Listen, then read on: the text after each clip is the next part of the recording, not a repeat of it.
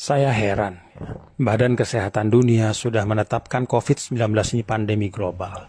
Penyebarannya sangat cepat, dari manusia ke manusia. Karena itu berkumpul bahaya, jadi sebab penularan. Pemerintah juga sudah mengeluarkan seruan, himbauan, bahkan larangan berkumpul untuk keselamatan kita semua. Para ulama dari lembaga-lembaga fatwa di seluruh dunia Islam, Arab Saudi, Mesir, Jordan, Malaysia, Maroko, Yaman, Emirat, Tunisia, Jazair, bahkan kita juga, Majelis Ulama Indonesia, sudah mengeluarkan fatwa. Lebih dari itu, para tokoh umat juga sudah bersuara, meminta untuk kita mentaati seruan pemerintah. Tapi sampai hari ini, masih banyak yang tidak mengindahkan dalil-dalil Al-Quran dan hadis yang disampaikan para ulama, mereka abaikan. Kita ini tidak boleh takut corona, takut itu kepada Allah. Urusan hidup mati itu takdir Allah. Pak, yang memerintahkan kita untuk menghindarkan mudarat itu Allah dan Rasulullah. Dalam Al-Baqarah 195, wala tulqu bi aidikum ila tahlukah. Jangan menjatuhkan dirimu ke dalam kebinasaan. Dalam An-Nisa 71, ya ayyuhalladzina amanu khudhu hidrakum. Wahai orang beriman, bersiaplah kalian. Jadi kalau bertempur itu ambil senjata, pakai pelindung. Karena itu Nabi maju ke medan tempur itu pakai pedang, perisai, baju besi. Beliau pakai migfar, itu topi baja, untuk melindungi dari musuh.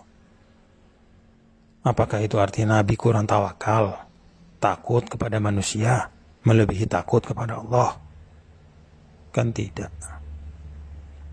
Saat hijrah, kalau kita lihat, Nabi juga perginya diam-diam, tengah malam, lewat jalan yang tidak biasa, supaya tidak ketahuan orang Quraisy, supaya nggak ketangkap.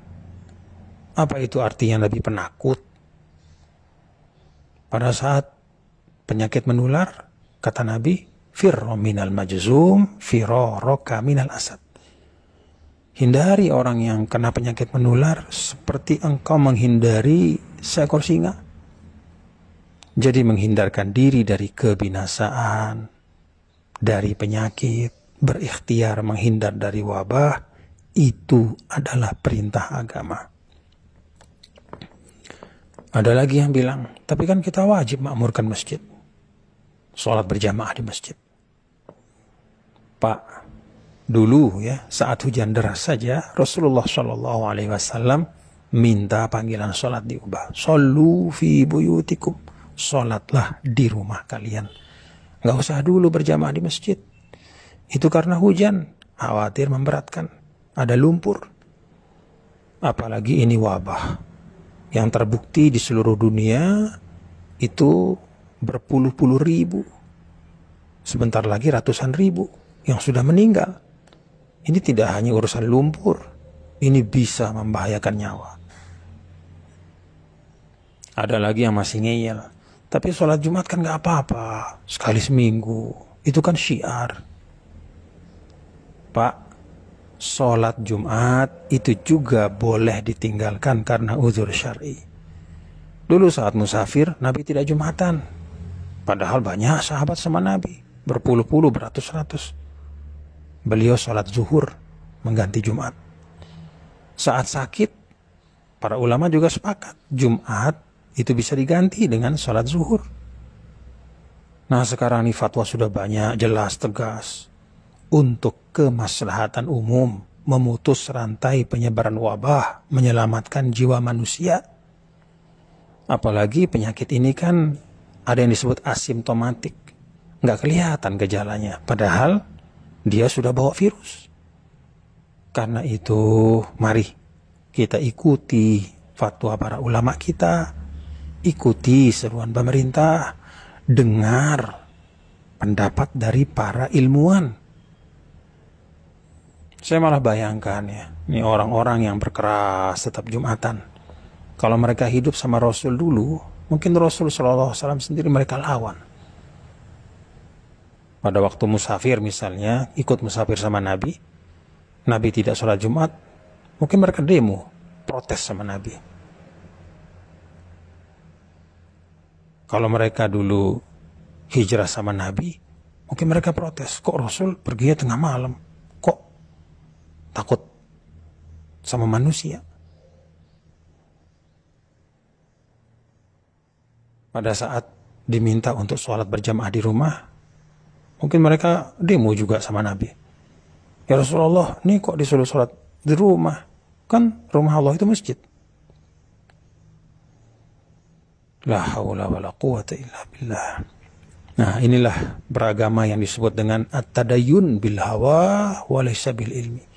Beragamanya itu dengan hawa nafsu, egoisme, bukan dengan ilmu. Perasaannya, anggapannya, itu yang dijadikan pedoman. Bukan tuntunan Allah dan Rasulnya.